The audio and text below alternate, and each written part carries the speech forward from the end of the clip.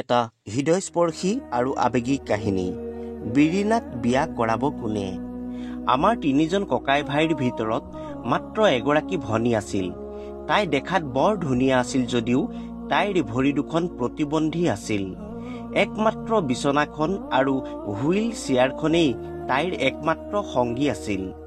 তাইৰ মুখখন দেখিলেই মোৰ বুকুখন দুখত বৰকৈ ভাগি পৰে আৰু তাই নেদেখাকৈ নীৰৱে মই সদায় চকুপানী টুকো। আচলতে তাই আমাৰ আটাইকেইজন ককাইৰ ভাইৰে বৰ মৰমৰ আছিল। আমি যেতিয়াই কামলৈ ওলাই যাওঁ তেতিয়া বাহিৰৰ পৰা তাইৰ কোঠাটো বন্ধ কৰি থৈ গৈছিলোঁ, কাৰণ তাই গোটেই দিনটো বিচনাত শুই কটাইছিল। তাই বাহিৰলৈ যাব বিচাৰিলে মই তাইক হুইল চেয়াৰখনত বহুৱাই লৈ খন্তেক তাইক বাহিৰত ফুৰাই আনিছিলোঁ। কিন্তু কামৰ পৰা আমি ঘৰলৈ উভতি আহোঁতে তাইক ধুনীয়া মেকআপ আৰু নতুন কাপোৰ পিন্ধি বিচনাত বহি থকা দেখিছিলোঁ। কেইবাদিন ধৰি ভণ্টিয়ে এনেকৈ মেকআপ আৰু সাজ সজ্জা কৰি থকা দেখি লাহে লাহে তাইৰ প্ৰতি মোৰ মনত কিবা এটা সন্দেহ ভাৱ আহিবলৈ ধৰিলে। সেয়েহে এদিন মই কামৰ পৰা সোনকালে ঘৰলৈ আহিলোঁ।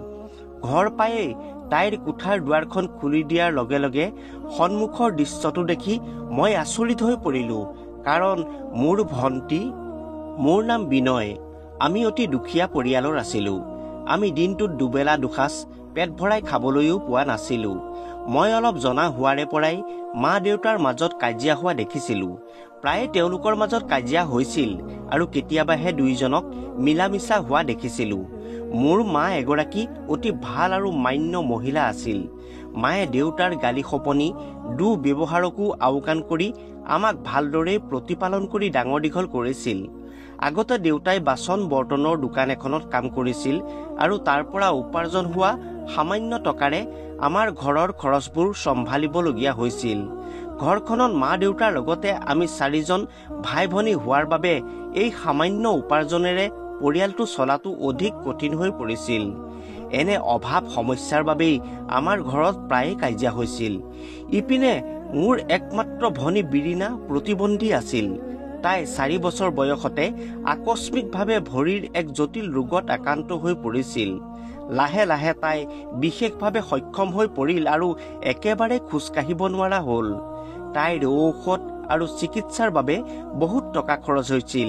এইবোৰ কাৰণতে চাগৈ দেউতাৰ খংটো বহুত বেছি আছিল। এনেদৰেই দুখ কষ্টৰ মাজেৰেই লাহে লাহে আমি ভনী ভাইহঁত ডাঙৰ হ'বলৈ ধৰিলোঁ। আমাৰ একমাত্ৰ ভনীজনীৰ বহুত চিকিৎসা কৰালোঁ যদিও তাই অলপো আৰোগ্য নহ'ল। তাই প্ৰতিবন্ধী নোহোৱা হ'লে চাগে কেৱল আমাৰ ঘৰতে নহয়, আমাৰ গাঁৱৰ ভিতৰতেই আটাইতকৈ ধুনীয়া ছোৱালী হ'লহেঁতেন। মেট্ৰিকটো পাছ কৰিয়েই মই পঢ়া শুনা এৰি কাৰখানা এটাত কাম কৰিবলৈ আৰম্ভ কৰিলোঁ। কিন্তু মায়ে মোক পঢ়িবলৈ জোৰ দি কৈছিল, প্ৰথমে অলপ ভালদৰে পঢ়া শুনা কৰি লোৱা, তাৰ পাছত গোটেই জীৱনটো কাম কৰিব পাৰিবা। কিন্তু ঘৰুৱা অভাৱ আৰু কাজিয়া দেখি মই পঢ়া শুনা ত্যাগ কৰি কামত লাগিলোঁ, কাৰণ ময়ে ঘৰৰ সকলোতকৈ ডাঙৰ ল'ৰা আছিলোঁ আৰু মই ভাবিছিলোঁ যে যদি মই অলপ টকা ঘৰখনত যোগাৰ দিব পাৰোঁ তেতিয়া মা দেউতাৰ মাজত হোৱা ঘৰুৱা কাজিয়াবোৰ অলপ কমি যাব। মোৰ এই জেদৰ বাবেই মায়েও মোক পঢ়া শুনা এৰি কাম কৰাত বাধা দিব নোৱাৰিলে। মই কাম কৰি উপাৰ্জন কৰিছিলোঁ যদিও তেতিয়াও আমাৰ পৰিস্থিতি ইমান ভাল নাছিল। তথাপি আগৰ তুলনাত অলপ ভাল হৈছিল। ইয়াৰ পাছতে মোৰ মাজু ভাইটিয়েও 2-এটা সৰু সুৰা কাম কৰিবলৈ আৰম্ভ কৰিছিল, যাৰ বাবে দেউতাৰ ঠাট্টা মস্কৰা অলপ কমি গৈছিল। কিন্তু মই লক্ষ্য কৰিছিলোঁ যে মাৰ প্ৰতি দেউতাৰ আচৰণ কোনো দিনেই সলনি হোৱা নাই। তেওঁ প্ৰায়ে মাক মুখৰ ভিতৰতে কিবা কথা কৈ তিৰস্কাৰ কৰিছিল। তেওঁলোকৰ ভিতৰুৱা মনোমালিন্যৰ কথা মই বুজি পোৱা নাছিলোঁ। ভনী বিৰিনাক লৈ মই বহুত দুখী হৈ পৰিছিলোঁ। তাই অকলেই গোটেই দিনটো বিচনাত পৰি আছিল। দেউতাৰ লগত মাও দোকানলৈ ওলাই গৈছিল আৰু আমি তিনিওজন ককাই ভাই কামলৈ গৈছিলোঁ। পুৱা বেলাতেই মই ভনীক হুইল চেয়াৰখনত বহুৱাই অকণমান পাছফালৰ বাৰাণ্ডাখনলৈ উলিয়াই নিছিলোঁ আৰু তাইৰ প্ৰাতঃ কৰ্ম সম্পন্ন স্নান সকলো শেষ হোৱাৰ পাছত চাহ জলপান খুৱাই পুনৰ তাইক বিচনাত শুৱাই মই কামলৈ ওলাই গৈছিলোঁ। এনেদৰেই দুখ সুখৰ মাজেৰেই আমাৰ দিনবোৰ পাৰ হৈ গৈছিল আৰু আমাৰ আৰ্থিক অৱস্থা লাহে লাহে বহুত ভাললৈ আহিছিল।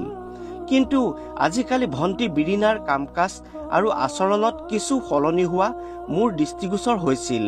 কাৰণ দিনে দিনে তাই সৌন্দৰ্য চৰ্চা আৰু প্ৰসাধনত অধিক গুৰুত্ব দিছিল। আৰম্ভণিতে মই বিশেষ গুৰুত্ব দিয়া নাছিলোঁ যদিও দৈনিক তাইৰ ৰূপসজ্জা আৰু প্ৰসাধন দেখি মোৰ মনত অলপ সন্দেহ ভাৱৰ সৃষ্টি হ'ল। মই যেতিয়াই কৰ্মস্থলীৰ পৰা ঘৰলৈ উভতি আহিছিলোঁ তেতিয়া তাই খুব ধুনীয়াকৈ মেকআপ কৰি নতুন কাপোৰ পিন্ধি সাজু হৈ বহি থকা দেখিছিলোঁ। আজিকালি তাই কিয় এনেকুৱা কৰিবলৈ লৈছে সেয়া মই বুজি পোৱা নাছিলোঁ। এদিন আমি সকলো কামৰ পৰা উভতি অহাৰ পাছত মাক মই বিৰিণাৰ এনে আচৰণৰ কথা ক'লো। প্ৰথম অৱস্থাত মায়ে বিশ্বাস কৰা নাছিল যদিও পিছত নিজৰ চকুৰে দেখি বিশ্বাস কৰিবলৈ ধৰিলে। মায়ে মোক ক'লে, তুমি এইবোৰ চিন্তা কৰাৰ প্ৰয়োজন নাই, তুমি নিজৰ কামত মন দিয়া, মই চাম আচল সত্য কি। ময়ো মাৰ কথা শুনি মনত অলপ সন্তুষ্টি অনুভৱ কৰিলোঁ। পিছদিনা সন্ধিয়া এজনী সৰু ছোৱালীয়ে মিঠাই লৈ আমাৰ ঘৰলৈ আহিছিল। কিন্তু মই তাইক চিনি পোৱা নাছিলোঁ। ছোৱালীজনীক দেখি মাও অলপ আচৰিত হৈছিল। ছোৱালীজনীয়ে কৈছিল যে তাই হেনো আমাৰ ঘৰৰ ওচৰৰে। সিহঁতে আমাৰ ওচৰতে নতুনকৈ ঘৰ বনাইছে আৰু ভণ্টি বিৰিণাক তাই চিনি পায় আৰু কথাও পাতিছে। যি নহওক ছোৱালীজনী বৰ মৰম লগা আৰু স্মাৰ্ট আছিল। মাৰ সৈতে তাই বৰ ধুনীয়াকৈ কথা পাতিছিল। এদিন মই কামৰ পৰা সোনকালে ঘৰলৈ ঘূৰি আহিলোঁ। তেনেতে ভণ্টি বিৰিণাই কোঠাত কাৰোবাৰ সৈতে ডাঙৰকৈ কথা পাতি থকা শুনিলোঁ। দুৱাৰখন লাহেকৈ খুলি মই গোপনে কোঠালৈ চালোঁ। দেখিলোঁ সেই একেজনী ছোৱালীয়ে যিজনীয়ে আমাৰ ঘৰলৈ মিঠাই লৈ আহিছিল। ভণ্টিক তাই মেকআপ কৰি দি ধুনীয়াকৈ কাপোৰ পিন্ধাই আছিল। কিন্তু সিহঁতে হয়তো মোৰ আগমনৰ কিবা সংকেত পাইছিল আৰু দুয়োজনীয়ে লাহে লাহে কিবা এটা ফুচফুচাই আছিল।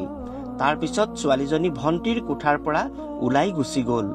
মোৰ নিজৰ ভনীজনীৰ প্ৰতি এনেই বেয়া সন্দেহ ভাৱ মনলৈ অহাৰ বাবে মই নিজেই লজ্জিত হৈছিলোঁ। কিন্তু মই অতি আচৰিত হলোঁ যেতিয়া পিছদিনা সেই ছোৱালীজনীয়ে মাক দেউতাকৰ লগত আহি ককায়েকৰ বাবে বিৰিণাৰ বিয়াৰ প্ৰস্তাৱ আগবঢ়ালে। দেউতা মায়েও একো বুজি পোৱা নাছিল আৰু আমি সকলো হতভম্ব হৈ পৰিছিলোঁ। আমি একো ক'ব নোৱাৰি তেওঁলোকক বহিবলৈ দিলোঁ। কথা পাতি থাকোঁতে পোহৰলৈ আহিল যে তেওঁলোকৰ একমাত্ৰ পুতেক ডাক্তৰ আৰু তাৰ বাবে তেওঁলোকে বিৰিণাক বিবাহ পাত্ৰী বিচাৰিছে। ডাক্তৰ পুতেকৰ ফটোখন দেখি আমি সকলো মুগ্ধ হৈছিলোঁ, কাৰণ সেই ল'ৰাজন বৰ ধুনীয়া আৰু ব্যক্তিত্ব সম্পন্ন যেন লাগিল। সকলো আচৰিত হৈছিলোঁ যে এজন ডাক্তৰে বিৰিণাৰ দৰে প্ৰতিবন্ধী ছোৱালী এজনীক কিয় বিয়া কৰাব বিচাৰিছে। মোৰ মৰমৰ ভনী বিৰিণা যে দেখাত ধুনীয়া নাছিল তেনে নহয়, মাত্ৰ তাইৰ একমাত্ৰ অভাৱটো আছিল তাই প্ৰতিবন্ধী। যি নহওক ভদ্ৰভাৱে মই বিৰিণাক হুইল চেয়াৰতে বহুৱাই তেওঁলোকৰ সন্মুখলৈ লৈ আনিলোঁ। কিন্তু আচৰিত কথা যে ল'ৰাজনৰ মাক দেউতাক দুয়ো হাঁহি হাঁহি এই সম্পৰ্কটো হ'ব বুলি স্বীকাৰ কৰি ল'লে। ল'ৰাটোৰ দেউতাকে মোক ক'লে, তোমাৰ ভনীৰ অসুখ ভাল হ'ব, মাত্ৰ ভাল ডাক্তৰৰ ওচৰত চিকিৎসা কৰাবা। মোৰ ল'ৰাই তোমাৰ ভনীক বহুত মৰমত ৰাখিব পাৰিব। তেওঁৰ কথা শুনাৰ পিছত মোৰ মনত এটা আশাৰ সৃষ্টি হ'ল আৰু মই মনতে ভাবিলোঁ যে বিৰিণাক মই ভাল ডাক্তৰৰ ওচৰলৈ লৈ যাম। ভবামতেই দুদিনৰ পাছতে মহানগৰৰ এখন ভাল হস্পিতাললৈ তাইক লৈ গ'লোঁ। তাত তাইক চেকআপ কৰা হ'ল আৰু ডাক্তৰে ক'লে যে তাইৰ চিকিৎসাৰ বাবে প্ৰতিমাহে কমেও 1.5 লাখ টকা খৰচ হ'ব আৰু অতি কমেও 2 বছৰ তাইক চিকিৎসা কৰাব লাগিব। ডাক্তৰৰ কথা শুনি মই বৰ হতাশ হৈ পৰিলোঁ আৰু দুখ মনেৰে ঘৰলৈ গুচি আহিলোঁ। মোৰ দুচকুৰে চকুপানী বৈ আহিছিল, কাৰণ প্ৰতি মাহে 1.5-2 লাখ টকা ব্যয় কৰি ভনীজনীক চিকিৎসা কৰিব পৰাকৈ আমি তেতিয়াও সক্ষম হৈ উঠা নাছিলোঁ। ইপিনে আগতে তাইক চিকিৎসা কৰোৱা বহুত ধাৰ মাৰিবলৈ আছেই। ঘৰ আহি পাওঁতেই পুনৰ এটা ডাঙৰ সংকট আহিল। মোক দেখিয়েই মাৰ চকুৰ পৰা চকুলো ওলাই আহিল আৰু ইয়াৰ কাৰণ সোধাত মায়ে ক'লে, বিৰিণাক চাবলৈ অহা মানুহ ঘৰৰ মাকজনীয়ে আজি ফোন কৰি বিয়া সম্পৰ্কৰ কথা নাকচ কৰিছে। এই কথা শুনি মই থতমত খালোঁ, কিন্তু বিৰিণা ভনীজনী কান্দি কান্দি পাগলী হৈ পৰিল। হয়তো তাই বিয়াখনক লৈ বহুত সপোন দেখিছিল আৰু সেই সপোন খন্তেকতে ছিন্ন ভিন্ন হৈ পৰিল। আমাৰ দুখ তাইৰ আগত লুকুৱাই চম্ভালিলো আৰু বহুত বুজাই তাইক শান্ত কৰালো। মায়ে আবেগতে ক'বলৈ ধৰিলে, যিয়েই নহওক কিয় মই মোৰ ছোৱালীজনীক ভাল চিকিৎসা কৰাম আৰু তাইক ভাল কৰাই আনি সিহঁতক দেখুৱাই আড়ম্বৰপূৰ্ণভাৱে বিয়া দিম। মই মাৰ মুখলৈ চালো আৰু ডাক্তৰে কোৱা সকলো কথা মাক কলো। তেতিয়া মায়ে ক'বলৈ ধৰিলে, তুমি চিন্তা কৰাৰ প্ৰয়োজন নাই, মোৰ এজন চিনাকি ডাক্তৰ আছে, তেওঁ নিজৰ শিবিৰত এনেকুৱা বহুত মানুহৰ চিকিৎসা কৰি ভাল কৰিছে। পিছদিনা মায়ে বিৰিণাক সেই ডাক্তৰৰ ওচৰলৈ লৈ গ'ল। ঘৰলৈ ঘূৰি অহাৰ সময়ত মাৰ মুখত সুখৰ অভিব্যক্তি প্ৰকাশ পাইছিল যদিও দুখী মনেৰে তেওঁ কৈছিল, আমাৰ ছোৱালীজনীক চিকিৎসা কৰোৱাত আমি বহুত পলম কৰিলো। যদি ভাল হয় হ'বই, নহ'লে তাই গোটেই জীৱনত আৰু ভাল নহ'ব। মাৰ কথা শুনি মোৰ মনত বহুত দুখ লাগিছিল। ডাক্তৰজনে মাক বিৰিণাৰ ভৰি দুখনলৈ সজীৱতা অনাৰ বাবে উপায় এটাৰ কথা কৈছিল, যিটো 2 মাহৰ বাবে প্ৰতিদিনেই কৰিব লাগিব, আৰু সেইটো কৰি থাকোঁতে যদি সোণালীৰ ভৰি দুখন ফুলি যায় তেতিয়া তাই আৰু কেতিয়াও সুস্থ হৈ নুঠিব। যি নহওক, মায়ে প্ৰতিদিনে তাইৰ ভৰি দুখন তেলেৰে মালিচ কৰিছিল আৰু তাৰ পিছত মাছলিন কাপোৰেৰে ভৰি দুখন মেৰিয়াই দিছিল। দিনত অলপ সময়ৰ বাবেহে তাই ভৰি দুখন খোলা ৰাখিছিল। মায়ে দোকানলৈ যোৱা বাদ দি বিৰিণাৰ অসুখৰ নিৰাময়ৰ বাবে নিজকে উচৰ্গা কৰিছিল। কিন্তু দেউতাই ঘৰলৈ অহা যোৱা কৰি থাকোঁতে মুখেৰে ভুৰভুৰাই আছিল। তেওঁ কৈছিল, এইবোৰ কৰাটো অসাৰ, একো লাভ নাই। আগতেও আৰু এতিয়াও আমি এই চিকিৎসাৰ কামত বহুত টকা বৰবাদ কৰিছো। দেউতাৰ এনেবোৰ কথা শুনি মোৰ বহুত খং উঠিছিল, কাৰণ নিজৰ প্ৰতিবন্ধী ছোৱালীজনীৰ কথা তেওঁ কেনেকৈ এনেদৰে প্ৰকাশ কৰিব পাৰিলে। কিয় বিৰিণাৰ বাবে কোনো চিন্তা নাছিল তেওঁৰ?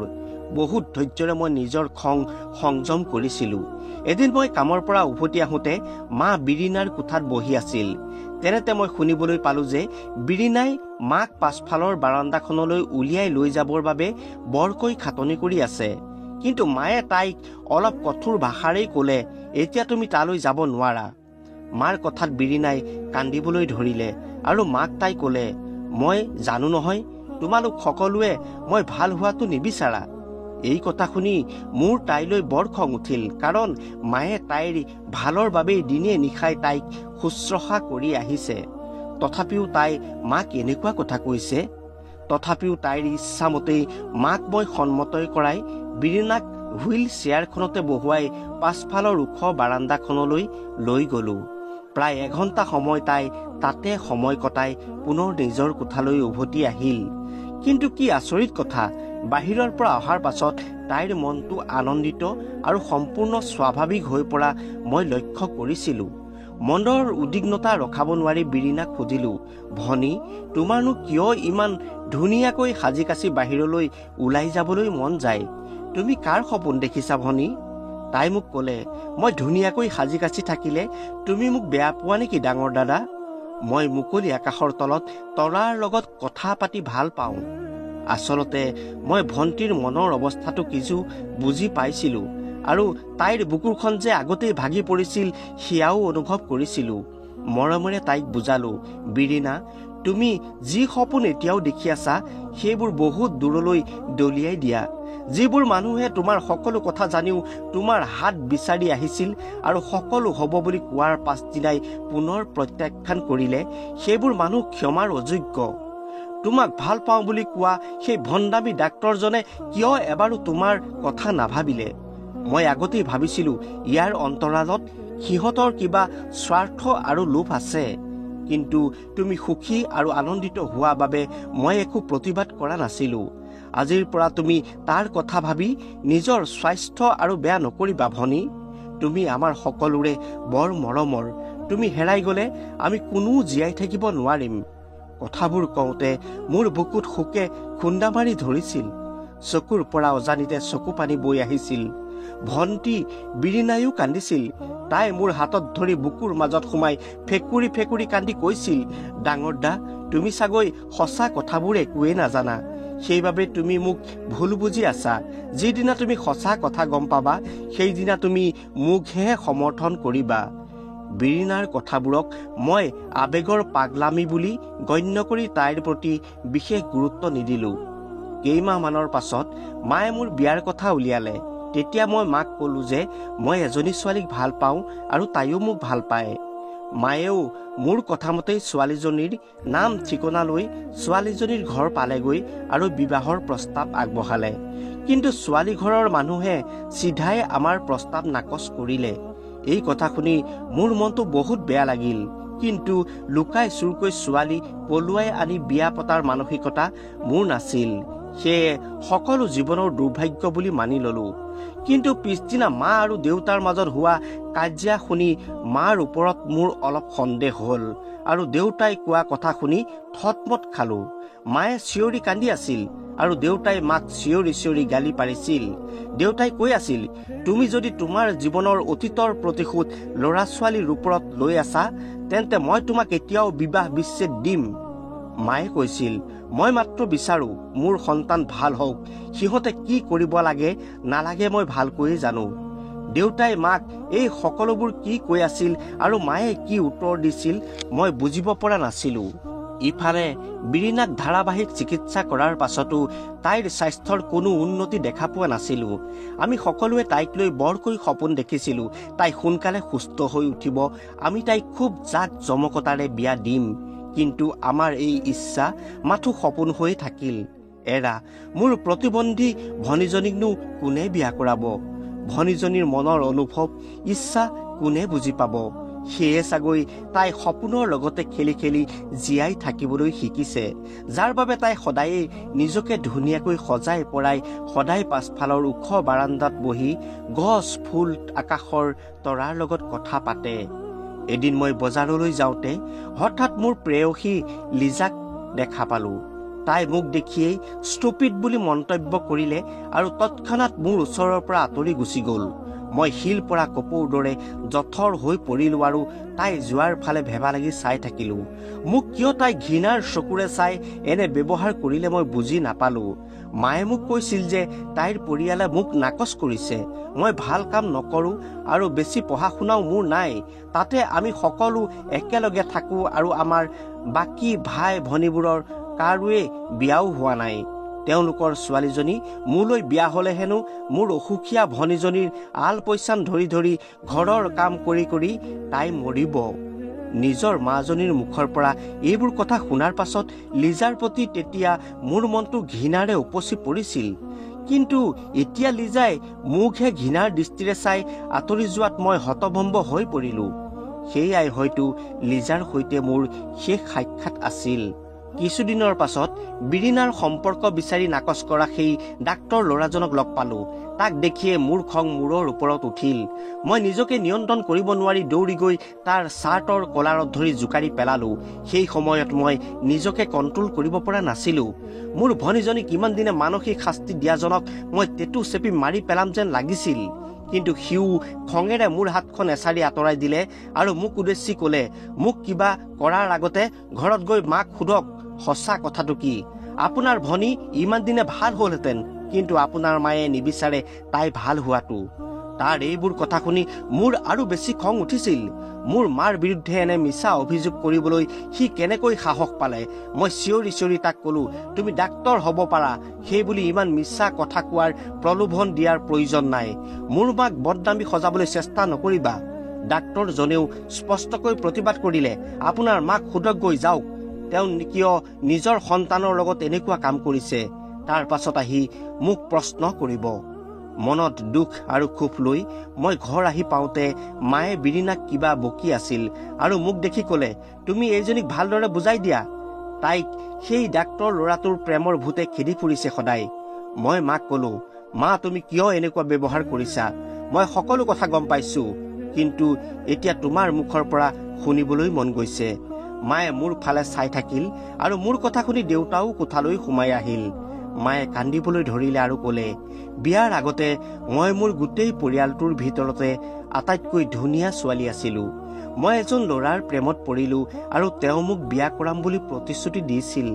কিন্তু তেওঁ মোক প্ৰতাৰণা কৰিলে আৰু মই নজনাকৈয়ে অন্য এগৰাকী ধনী মানুহৰ ছোৱালীক তেওঁ বিয়া কৰালে। তেতিয়া মই বুজিলো যে এই পৃথিৱীত প্ৰেম বুলি একো বস্তু নাই। আমাৰ বিয়াৰ পিছত মই সেই সকলোবোৰ পাহৰি জীৱনত আগবাঢ়ি গৈ আছিলো। কিন্তু তোমাৰ দেউতাই মোৰ অতীতৰ কথা বাৰে বাৰে সোঁৱৰাই দিছিল আৰু সেই কথাকে লৈ মোক প্ৰায়ে ঠাট্টা তিৰস্কাৰ কৰিছিল। যেতিয়া বিৰিনা আৰু সেই ডাক্তৰ ল'ৰাজনৰ মাজত হোৱা প্ৰেমৰ কথা মই গম পালো, প্ৰথমতে মই বহুত সুখী হৈছিলো, কিন্তু পিছত অনুভৱ কৰিলো যে এইবোৰ সকলো প্ৰবঞ্চক, ভণ্ডামি। আনকি তুমিও সেই ছোৱালীজনীক ভাল পোৱা কথাটো মই গ্ৰহণ কৰিব নোৱাৰিলো। মোৰ দৰে যাতে ঠাট্টা মস্কৰা কেতিয়াও কোনেও ভৱিষ্যতে শুনিবলৈ নাপায়, সেইবাবেই মই নিজে গৈ দুয়োখন বিয়া ভাঙি পেলালো। বিৰিনাক মই ইমানেই মৰম আৰু শুশ্ৰূষা কৰিছিলো যাতে মোৰ মৰমত তাই সেই ল'ৰাটোক পাহৰি যায়, কিন্তু তাই অলপো সলনি নহল। বৰঞ্চ কথাবোৰ কৈ কৈ মায়ে বৰকৈ কান্দিবলৈ ধৰিলে। বহুত ধৈৰ্যৰে মাক বুজাই শান্ত কৰালো। তাৰ পিছত মই দেউতাক কলো, দেউতা, মায়ে আমাৰ সকলোকে ভাল পৰামৰ্শ দি আহিছে। মায়ে আমাক সৰুৰে পৰা বহুত কষ্টেৰে তুলি তালি ডাঙৰ কৰিলে, কোনোদিনেই আমাক বেয়া উপদেশ দিয়া নাই। আৰু মাৰ অতীতৰ ইমান সৰু কথা এটাৰ বাবে তেওঁক আপুনি প্ৰায় ঠাট্টা কৰি থাকে। যদি প্ৰেম কৰাটো অপৰাধ হয়, তেন্তে আপোনাৰ সন্তানেও এই অপৰাধ কৰিছে। যদি আপুনি আপোনাৰ সন্তানক ভাল পায়, তেন্তে আজিৰ পিছত আপুনি কেতিয়াও আমাৰ মাক অতীতৰ কথাত ঠাট্টা মস্কৰা নকৰিব। দেউতাই নীৰৱে মোৰ কথাবোৰ শুনি আছিল, যদিও একো উত্তৰ দিয়া নাছিল। এইবাৰ মাক উদ্দেশ্যি কলো, মা, কেৱল তুমি প্ৰেমত ঠগ খালা বুলিয়েই প্ৰেমত যে সকলোৱে ঠগ খাইছে বা খাব, সেইটো কথা কিয় মনত ভাবি ললানো? সকলো মানুহ একে নহয় মা, সকলোৰে চিন্তা ভাৱনাও একে নহয়। মায়ে নিজৰ কৰ্মত লাজ পাইছিল, যদিও সন্তানৰ প্ৰতি মৰম আৰু দায়িত্ববোধৰ বাবেই আমাৰ ভৱিষ্যতক লৈ চিন্তিত হৈ পৰিছিল। হয়তো সেইবাবেই মায়ে এই সকলোবোৰ কৰিছিল। কেইদিনমানৰ পিছত মা আৰু দেউতা সেই ডাক্তৰ ল'ৰাটোৰ লগত তাৰ আৰু বিৰিনাৰ বিয়াৰ কথা পাতিবলৈ গ'ল আৰু ঘৰৰ সকলোৱে এই বিয়াত আনন্দেৰে সন্মতি দিলে। আমি অতি উলহ মালহেৰে মোৰ মৰমৰ ভনী বিৰিনাক ডাক্তৰলৈ বিয়া দিলো। কিছুদিনৰ পাছতে তাইৰ চিকিৎসা আৰম্ভ হৈছিল আৰু এতিয়া তাই অলপ খোজকাঢ়িবলৈ আৰম্ভ কৰিছে। মই বিয়া কৰাব বিচৰা ছোৱালীজনী আন কাৰোবালৈ বিয়া হৈ গ'ল যদিও আমাৰ সকলোৰে মৰমৰ বিৰিনাজনীৰ মুখত সুখৰ হাঁহিটো দেখি মই বহুত আনন্দিত আৰু সন্তুষ্ট হৈছিলো। প্ৰিয় শ্ৰোতা বন্ধু বান্ধৱীসকল, গল্পৰ কাহিনীটো আপোনালোকৰ কেনে লাগিল মতামত আগবঢ়াব। এইখিনিতে আপোনালোকলৈ অনুৰোধ, যিসকলে এতিয়াও চেনেলটো ছাবস্ক্ৰাইব কৰা নাই, ছাবস্ক্ৰাইব কৰি ল'ব। সকলোকে ধন্যবাদ জনালো।